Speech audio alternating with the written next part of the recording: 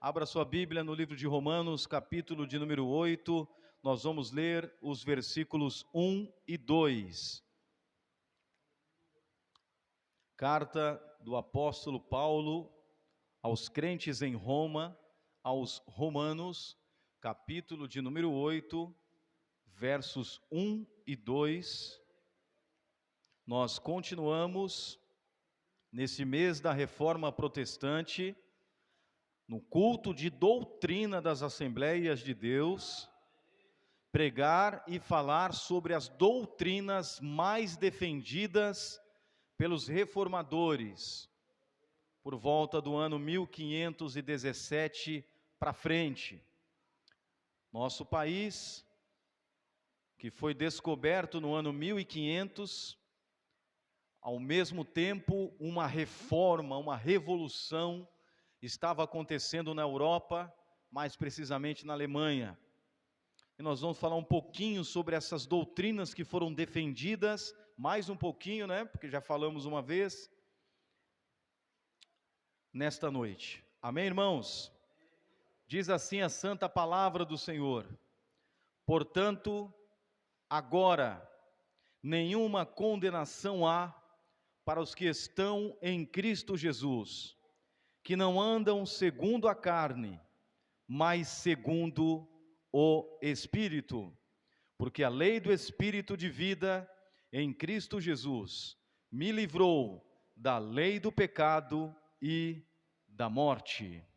Aleluia. Vamos orar. Soberano Deus e eterno Pai, Pai de nosso Senhor e Salvador Jesus Cristo, nós te pedimos a tua bênção nesta noite, para pregarmos, Senhor, sobre a tua palavra, para falarmos, Senhor, nesta noite sobre importantes doutrinas, Senhor, defendidas, Senhor, pelos teus servos, a qual o Senhor levantou nos séculos passados, para que possamos ter de volta, Senhor, como luzeiros, as doutrinas, Senhor, de salvação. Fala conosco, Senhor, nesta noite, é o que nós te pedimos. Em nome de Jesus, todos digam.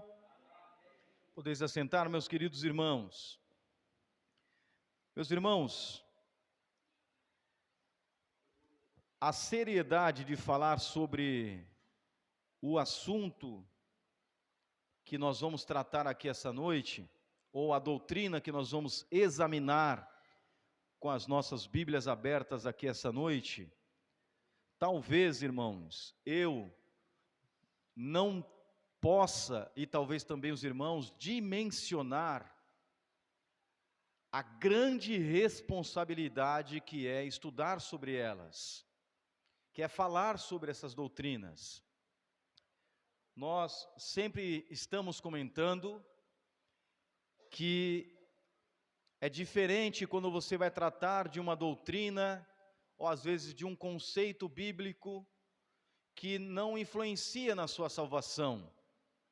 Volto daquele exemplo, por exemplo, das igrejas que têm como tradição ou como hábito em suas igrejas o lava-pés antes da ceia, que praticam o ósculo santo, que é beijar a mão um do outro.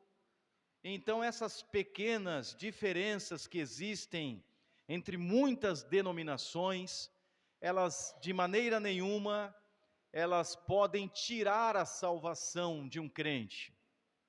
Mas as doutrinas que foram defendidas na Reforma Protestante, e que é muito bom, e que será muito bom, se as igrejas estudarem e conhecer de fato mesmo essas doutrinas, porque se você erra nessa doutrina que nós vamos falar aqui essa noite, com certeza não haverá salvação para a nossa alma. A Reforma Protestante, irmãos, foi um protesto contra heresias da época, pregadas e ensinadas pela Igreja Católica, que era a religião oficial em todo o mundo. Quem discordasse da Igreja Católica nesse período, por volta do ano 1500, eram sentenciados à morte como hereges. Então, alguém que discordasse da Igreja Católica era queimado vivo na fogueira, era enforcado, era decapitado, era torturado e sofria uma espécie de males.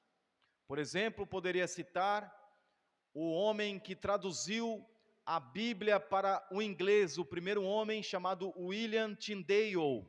Ele foi queimado na fogueira simplesmente pelo fato de ser o tradutor das Escrituras, ou seja, para que a palavra de Deus seja acessível na língua de um país, para que seja acessível a pessoas que antes não tinham acesso à palavra de Deus.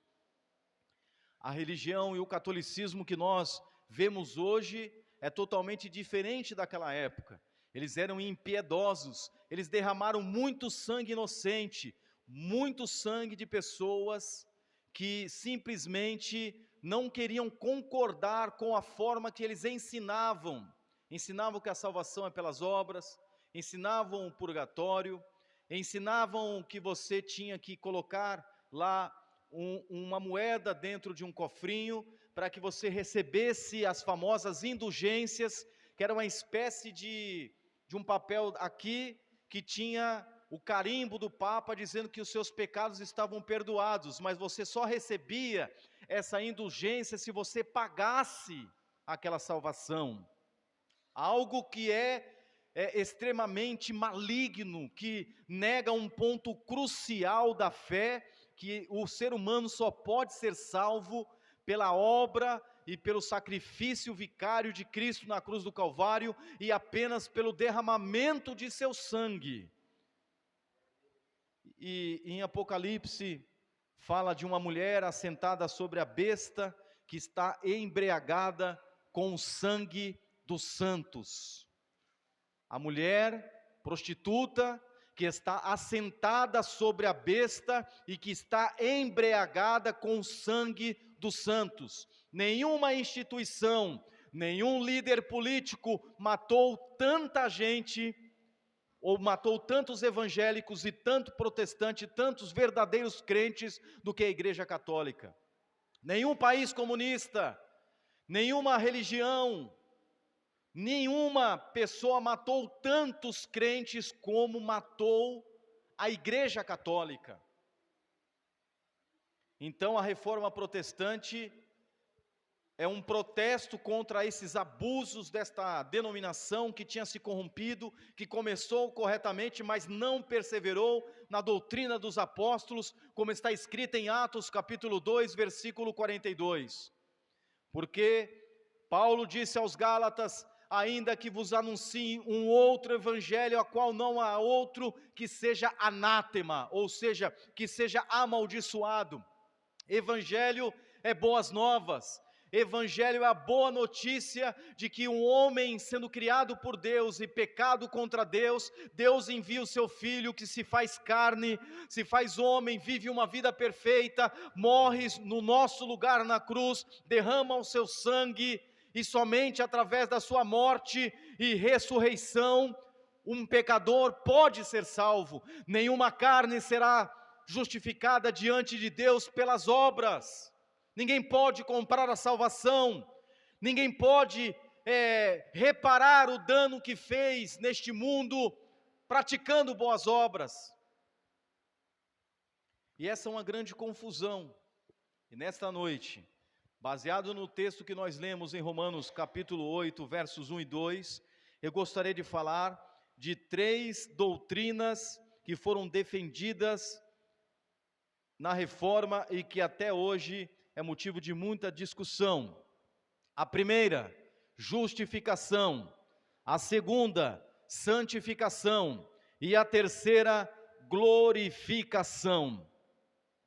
A justificação, meus irmãos, essa palavra que aparece várias vezes no Novo Testamento, ela é um ato a qual Deus faz dos pecadores alguém justo. Justificação é tornar alguém justo.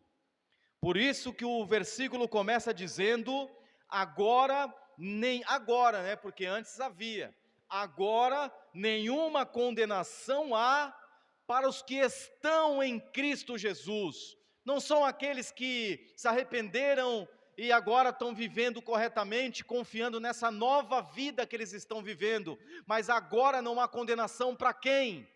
Para aqueles que estão em Cristo, que estão ocultos em Cristo, que se uniram com Cristo na morte, no batismo. Aqueles que confiam em Cristo somente para a salvação, que estão nele, que foram perdoados através dele, através do seu sangue, através do seu sacrifício. Amém? Então nós temos aqui as doutrinas que foram defendidas, e eu gostaria de dividir essas 3 doutrinas em passado, presente e futuro. A salvação dividida em 3 partes: passado, presente e futuro. Se você compreender a salvação explicada na Bíblia, no Novo Testamento principalmente, que é a explicação do Antigo, você precisa compreender essas 3 fases da salvação. Você precisa entender esses 3 tempos em que a salvação ocorre: passado, presente e futuro. No passado, ou seja, os nossos pecados foram perdoados, a penalidade do pecado é perdoada, e dessa forma nós somos justificados. Na santificação, nós temos, na segunda fase, o poder do pecado, ele é vencido. Nós temos a salvação do poder do pecado, porque apesar da salvação não ser pela obra, ela resultará em obras. Ninguém é salvo pela sua própria obediência, mas aquele que foi salvo do pecado, ele viverá, como diz aí, que não anda mais na carne, mas anda no Espírito. Ou seja, tem que haver uma transformação, uma mudança, porque senão não houve a primeira. Deus não justifica ninguém para a pessoa continuar vivendo no pecado. Se a pessoa continua vivendo no pecado, após ouvir falar de Cristo, após confessar a Cristo, não houve nem justificação, porque não está havendo a santificação, que é a salvação do poder do pecado, que é contínua, que começa na conversão e só termina no momento da glorificação. A terceira fase, ela remete ao futuro, a qual nós seremos salvos da presença do pecado, que é a doutrina chamada glorificação. Vamos então meditar aqui na primeira fase, que é a justificação.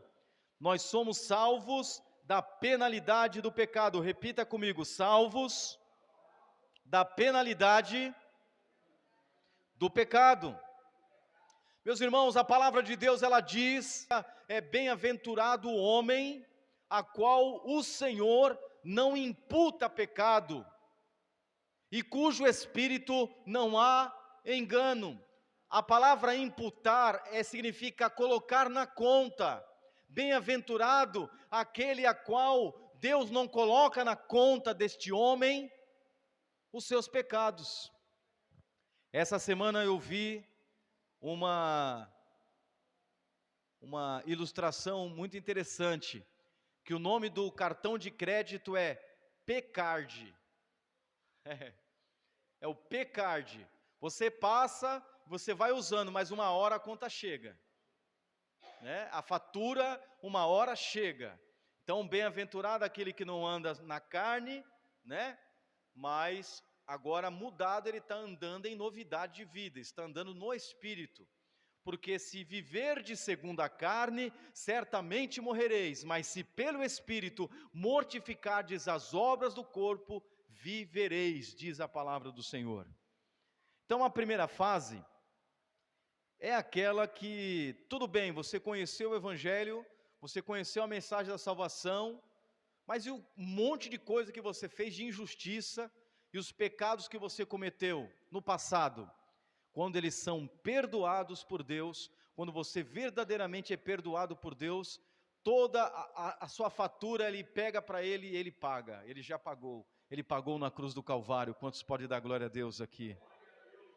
Então essa é a justificação, essa é a parte a qual o seu nome é limpo, essa é a parte a qual ocorre uma transação espiritual, uma transação no céu, que Deus opera. É o Espírito Santo que te conduz ao arrependimento, e naquele momento que você crê na obra de Cristo, seus pecados são perdoados, Ele lança no mar do esquecimento, o sangue de Jesus purifica de todo o pecado, você não deve mais nada. Então isso é a justificação. É quando ocorre o que na Reforma Protestante se foi muito resgatado, a dupla imputação, onde os nossos pecados são creditados em Cristo na cruz do Calvário, e a justiça de Cristo, ela é imputada em nós. Ninguém vai entrar no céu, meus irmãos, pela sua própria justiça. Eu vou chegar na parte da santificação, vocês vão entender. Porque, irmãos, essa questão de fé e obras, então quer dizer então que eu não preciso ser santo, né? Já é a indagação que muita gente vem. O próprio Lutero, ele chegou a discordar, a duvidar da canonicidade, ou seja, de que o livro de Tiago é um livro inspirado, porque Tiago ele fala: me mostra a tua fé, que eu lhe mostrarei as minhas obras. Tiago ele não está contradizendo outras partes das Escrituras. É que naquele momento Lutero ainda não tinha compreendido o que Tiago estava querendo dizer. E o que Tiago estava querendo ensinar, meus irmãos, é o seguinte: a salvação é pela fé. Isso está ensinada em todo o Novo Testamento, não só por Paulo, mas por Pedro, por Paulo em várias epístolas e cartas. Mas ele fala que as obras, a pessoa que diz assim: eu tenho fé, né? Ou como alguns calvinistas, eu sou eleito, né? Eu sou eleito, mas continua vivendo no pecado, não houve eleição, não houve justificação. E é por isso que você tem que buscar na sua vida um arrependimento verdadeiro, uma mudança de vida, porque senão você está construindo a sua casa sobre areia. Vai vir a enxurrada da ira de Deus e a sua casa não está construída sobre a rocha. E aí você vai descobrir no momento que não vai ter mais volta, que é muito tarde. Então por isso a palavra de Deus diz: bem-aventurado aquele a qual o Senhor não imputa pecado e cujo espírito não há engano. Tem gente que está confiando numa falsa segurança de salvação.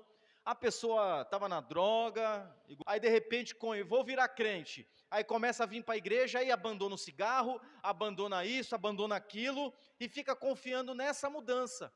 Mas a pessoa não conheceu o Evangelho ainda, não é verdade? Isso hoje é comum para nós. Os irmãos estão entendendo? Isso é muito comum para nós, mas no passado eles não entendiam assim. Eles ainda, nos documentos históricos da Igreja Católica, a salvação, ela é pela obediência.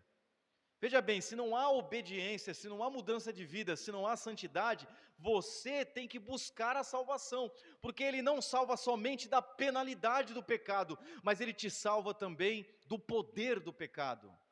Olha o que diz aí em Romanos, versículo 2: porque a lei do Espírito de vida em Cristo Jesus me livrou da lei do pecado e da morte. Em outra passagem ele diz: o pecado não terá domínio sobre vós. Foi isso que Jesus conquistou na cruz do Calvário. Quando Ele nos perdoa, Ele também nos liberta do poder ferrenho do pecado. Só basta você jejuar, basta você crer, basta você buscar, que você vai experimentar o milagre de andar em obediência. Você vai ver o pecado que antes te dominava e fazia de você um escravo. Agora você subjuga ele, não na sua própria força, mas pela fé no sacrifício, pela fé no sangue e pelo poder do Espírito Santo. Você anda em obediência. Minha maior alegria, irmãos, minha maior alegria é presenciar isso, É saber que um dia o pecado me levou para todos os lados, me fez cometer pecados horríveis em todos os lados, mas hoje eu consigo dizer não para ele, porque antes eu não conseguia, eu lutava, eu estudava, eu buscava, mas ainda não havia conhecido. Mas quando eu compreendi o Evangelho da graça de Deus, quando eu aprendi que mesmo você sendo crente, perdoado, justificado, se você não orar para mortificar sua carne, você vai voltar a ser escravo, mesmo sendo salvo. Porque a soberania de Deus na salvação não tira a nossa responsabilidade humana. Por isso é importante orarmos todos os dias, jejuarmos, consagrarmos nossas vidas, estarmos em todos os cultos, lermos a palavra de Deus todos os dias.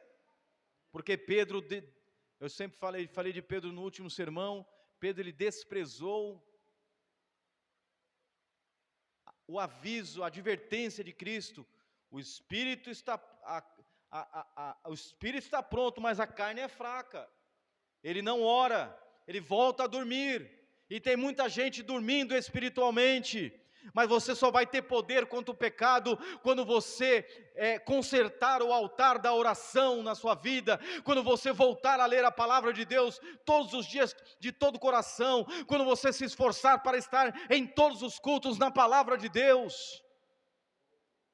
Porque um dos métodos e uma das estratégias que o Senhor Todo-Poderoso nos deu para vencer o pecado também é congregar. E quando você fica em casa, você está alimentando a sua carne. E eu não me preocupo que tenha número na igreja, eu me preocupo que você fique na sua casa e daqui a pouco eu fique sabendo que você está desviado ou desviada da igreja.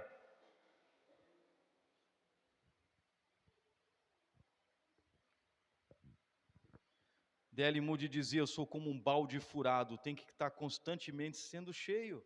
Veja um culto como esse, a igreja não está cheia, em pouco número, mas o Espírito Santo foi derramado no momento dos hinos da harpa. E se a gente tivesse ficado em casa? Quantos podem glorificar a Deus por isso? Aleluia. Então a primeira fase é a justificação. Ela acontece quando Deus declara o pecador justo. Ele é aceito, perdoado por causa de Cristo somente. Uma ilustração é aquele homem que está no corredor da morte e ele não pode fazer nada, ele tem provas, tem vídeos provando que ele é merecedor da pena de morte. Não tem para onde ele recorrer. E de repente, quando ele está caminhando para a cadeira elétrica, ou para a forca, ou para a cruz, alguém vem e fala: não, eu sento na cadeira no lugar dele, e é executado no lugar dele. Foi isso que Jesus fez por nós. 2 Coríntios capítulo 5, verso 21, aquele que não conheceu o pecado, se fez pecado por nós, para que nele fôssemos feitos justiça de Deus. Ele se fez homem, foi para nos perdoar, para assumir a nossa culpa, para receber a punição em nosso lugar, para que nós não sejamos punidos. É assim que somos salvos, é assim que acontece a transação da salvação, é assim que nós somos perdoados diante de Deus. Não há outro meio, não há outro evangelho, não há outra mensagem, só assim você pode ser salvo. É crendo que Ele que não tinha pecado, que era perfeito, o Filho de Deus amado, se faz pecado por nós, Ele se faz maldito por nós, para que nele fôssemos feitos justiça de Deus. E quando Lutero, ele conhece isso, porque Lutero estava traduzindo a Bíblia do latim para o alemão, e na tradução ele se depara com o livro de Romanos, o coração dele se abre, ele começa a compreender que aquilo que ele estava aprendendo era um outro evangelho, estava fora da realidade, que a salvação ela é somente pela fé, você não precisa pagar por ela, você não precisa vencer na força do seu braço, você precisa apenas crer e receber o sacrifício de Jesus no seu lugar.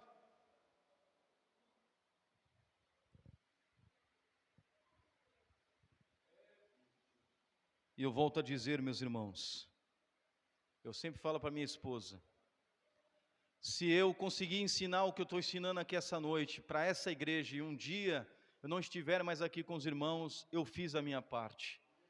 Eu tive vitória, eu fui bem-sucedido. Esses montes de ensinos, esses termos difíceis como justificação, santificação, glorificação, imputação, não é isso? Todos esses nomes, essas doutrinas que estão na Bíblia, a gente pode ter um conhecimento superficial, mas elas estão aqui para que a gente se debruce sobre elas, para que essa luz ela seja verdadeiramente clara na nossa mente, para que não haja nenhum pouquinho de justiça própria em nossa vida. Porque tem gente que fala, não, eu tenho que crer em Jesus, mas eu tenho que fazer mais alguma coisa, ou seja, é somente Jesus, é somente a fé. A santificação não é uma condição para ser salvo, ninguém vai ser salvo pela santificação, a santificação é um resultado da salvação. E olha o perigo que você tem se você colocar as suas obras ou a sua santificação como parte, sabe, não, é Jesus que é toda a glória é Jesus, mas 1% é a minha força, 1% é o meu esforço. Não tem 1%, irmãos, não tem 0%, é somente Jesus. A santificação é um presente de Deus para você, porque o pecado entrou no mundo e fez de nós escravos. O pecado ele traz a santificação é um presente de Deus, ninguém consegue ser santo se não for justificado pela fé. É um presente para você viver em liberdade, porque Ele morreu para nos fazer livre. Ele disse, conhecereis a verdade e a verdade vos libertará. Então seja santo e tome cuidado com a glória própria, de achar que a gente é mais santo do que A ou do que B, porque isso também é extremamente desagradável a Deus. Não existe, Paulo, aquele que disse em uma das suas cartas, que ele é fariseu da tribo de Benjamim, israelita, na lei irrepreensível, Paulo disse isso, mas também em 1 Timóteo capítulo 1, versículo 15, ele disse, esta é uma verdade fiel e digna de toda aceitação, Jesus Cristo veio ao mundo para salvar os pecadores, das quais eu sou o pior. Um dos homens mais santos que teve entre nós, que é conhecedor da lei desde a sua meninice, ele não tinha nenhum nome no Serasa, ele não tinha sido preso por nada, ele nunca tinha transgredido a lei de Deus, nem a lei civil e nem a lei moral de Deus. Ele era um homem zeloso na lei de Moisés, conhecedor, e esforçava-se para ser um cumpridor, mas ele disse, eu sou o pior dos pecadores, porque a confiança dele não estava na sua própria obediência à lei. Ele mesmo disse que a lei é impotente para salvar. Obedecer à lei, pela lei vem apenas o conhecimento do pecado, a lei só nos mostra o que é errado, mas obedecê-la não nos faz dignos de ser salvos. A confiança de Paulo era apenas na obra consumada de Jesus Cristo na cruz do Calvário. Meus irmãos, se tiver 1% de autojustiça, de confiança na carne, você está correndo o risco de ir para o inferno. Mas a maior dúvida dos irmãos, então, como que é isso então? Então eu posso viver no pecado, eu estou no tempo da graça? Não, isso aí é um outro povo, é uma outra doutrina. Porque você não é salvo pelas obras, mas você é salvo do pecado para viver livre dele. Então a segunda doutrina muito importante que foi explicada melhor na Reforma Protestante e que trouxe luz para nós é a doutrina da santificação.